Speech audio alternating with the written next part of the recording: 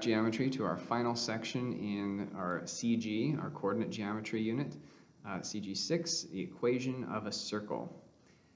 There's a lot of the same principles are going to apply to equations of circles that applied to lines, especially if we're using the point slope form of a line, like the y minus y1 and x minus x1. But the equation of a circle, we use different variables for the constants, still in terms of x and y. But the equation of a circle is going to look like this. X minus h squared, so notice it's kind of like our x minus x1, refocus that, plus y minus k squared, so it's like our y minus y1,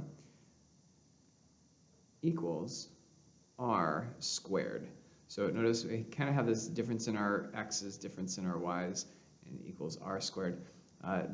The definition of a circle is it's the collection of points equidistant from the center. Collection of points equidistant from a single point.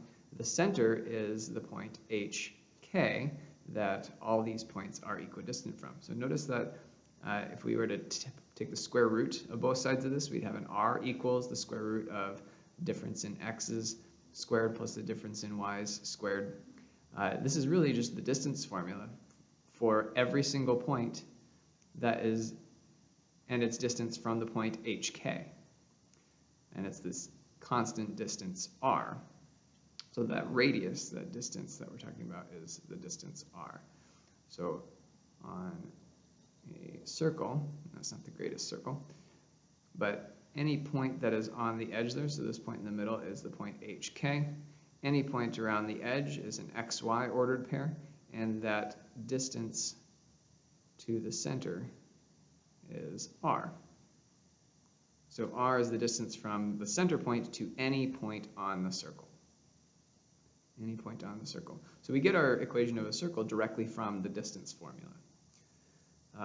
But we can also think about moving a circle that's centered at the origin to any, so that its center is any arbitrary point we want it to be.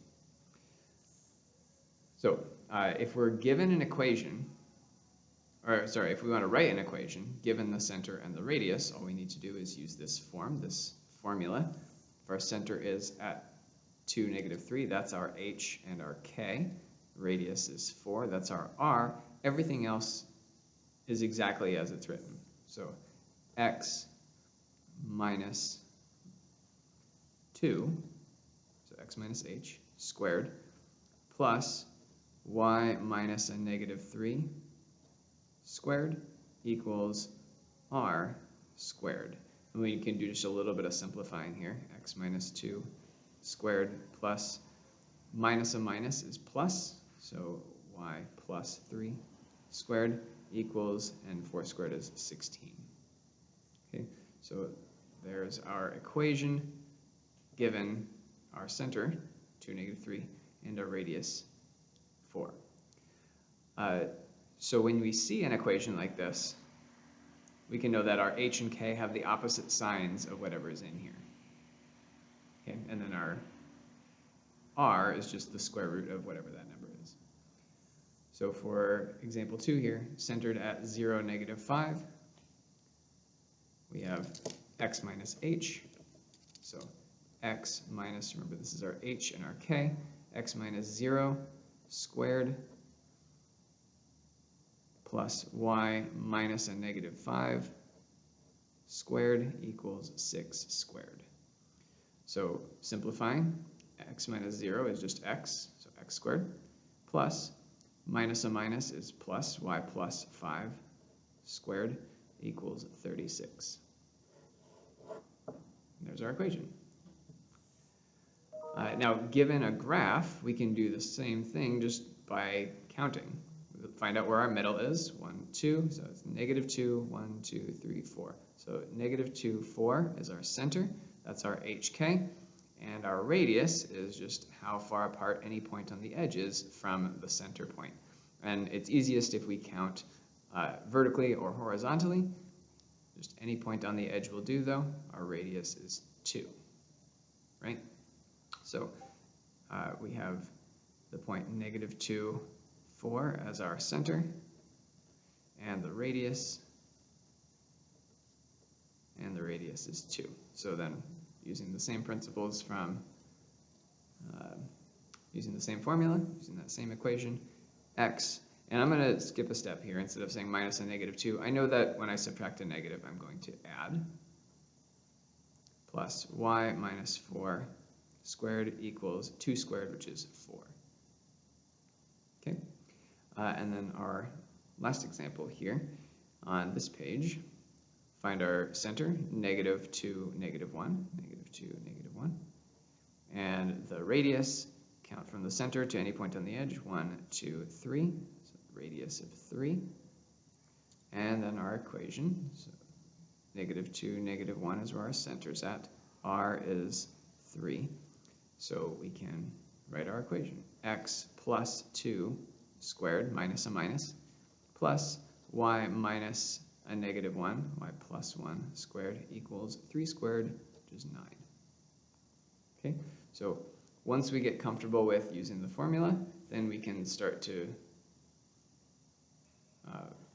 fill in our numbers a little bit quicker. We don't have to take multiple steps. Now, we're not always going to be given the radius directly, but as I said, the radius is just the same as, this is just the distance formula. We take the square root of both sides, and it's just distance. So when I want to find the radius, if I'm given the center and I'm given another point that's on the circle, I need to find the distance between those 2 points to find out what the radius is. Or I can just write the equation, so remember, x minus h squared plus y minus k squared equals r squared. I can plug in my points. So this is an xy ordered pair. This is my h and k. And I can plug those into this equation and find out what r is, find out what r squared is. So x is negative 3, so negative 3 minus 2 squared plus 1 minus 3 squared equals r squared. And negative 3 minus 2 is negative 5. 1 minus 3 is a negative 2 equals r squared. So negative 5 squared is 25. Remember, squaring a negative, we always get a positive. Negative 2 squared is 4 equals r squared. So 29 is r squared. We don't actually have to take the square root, because when we take the square root, we'll just get the square root of 29, which when we square it gives us 29. So writing our equation, because remember that's the whole goal, right? An equation of the given, that information. So x minus, here's our 2. Remember, the equation will always have x and y in them. Okay, the letters x and y. We no longer need that point. The point was just to help us find what r was, to find what r squared was. So y minus 3 squared equals r squared, which is 29. And that's it. Okay? We know what r squared is, we know what h is, we know what k is. We don't have to take the square root and then square it again. We already know what r squared is. R squared is that stuff on the right side of the equation. Let's take a look at another one. So this is our x and y ordered pair that's on our circle. Here's our center, hk.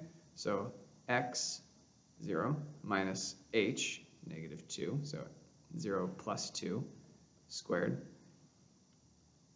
plus y, and here I'll fill this in, x minus h squared plus y minus k squared equals r squared. This will help us fill in some stuff. So 6 minus a negative 1 squared equals r squared. They don't yet know what r is. I'm using the point to help me find r.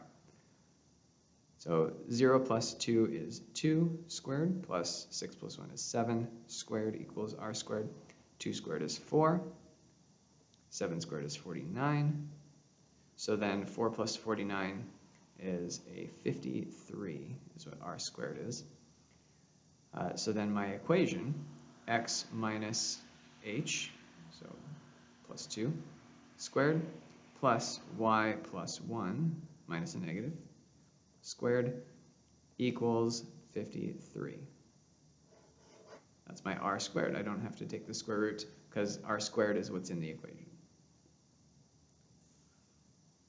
Now, when we're graphing a circle, given an equation, we look at what the equation says and we determine what our h and k are, what my center is, and we determine what my radius is from this. So it's x minus h, so h must be 3. Y minus k, k must be 1. And r squared is what's on this side of the equation. So if r squared is 9, then r must be the square root of that, 3. Now it would be plus or minus 3 when I take the square root, but our radius is a positive. So our distance is always positive, so r is 3. So we'll plot the point 3, 1. So 1, 2, 3, 1. And then all the points that are actually on our circle are going to be 3 units away from that. So we'll count 3 units in each of the cardinal directions. 1, 2, 3. 1, 2, 3. 1, 2, 3. We'll go up from there and down from there, left from there, right from there, plot our points. And then it's hard to plot points in between there unless they have a specific intersection that they're going to pass through. So we'll just make as smooth a curve as we can passing through those points. Now we want to try to be vertical as we're going through the points on the left and the right, and we want to try to be horizontal when we go through the points on the top and the bottom. Okay, now it doesn't have to be perfect, but don't just jump straight there. Don't just jump straight there, or else it's going to look like kind of a diamond shape. So I jumped a little bit too fast to get there on some of those ones. There we go.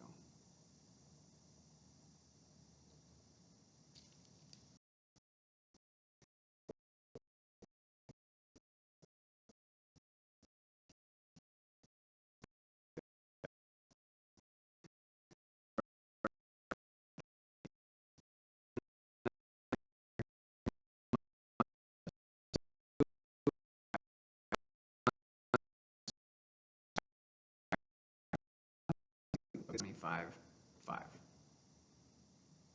So then the point 2, negative 1 is there. We'll plot points 1, 2, 3, 4, 5 units away. 1, 2, 3, 4, 5 units away. 1, 2, 3, 4, 5. 1, 2, 3, 4, 5. Okay, so we had to go off of our grid a little bit on this side. What's really nice about 5, though, is there's a right triangle. There's a right triangle that has sides 3, 4, and 5. And so if 5 is our distance, then going horizontally 3 and vertically 4, 1, 2, 3, 1, 2, 3, 4, or going horizontally 4 and vertically 3, so 4, 1, 2, 3, will get us other points on this grid. So if I want to plot some other points, 1, 2, 3, 1, 2, 3, 4, 1, 2, 3, 4, 1, 2, 3. We're going to get some more points on our circle, so we can plot our circle a little bit more accurately. And anytime your diagonal is the hypotenuse of a Pythagorean triple, you can do this. Now, I don't expect us to know our Pythagorean triples just yet, but if it happens to be 5, know that you can do the 3, 4, and 5. It's kind of nice. 1, 2, 3, 4, 1, 2, 3. 1, 2, 3, 1, 2, 3, 4. 1, 2, 3, 1, 2, 3, 4. And 4, 1, 2, 3. So we want our circle to pass through all these points here. And it's going to be a little bit rough.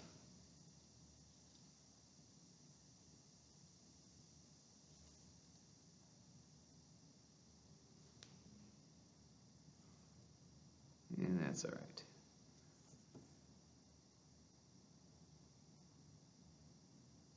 So something like that. There we go. If you have any questions, I'll take them in class, and I will see you then. Bye for now.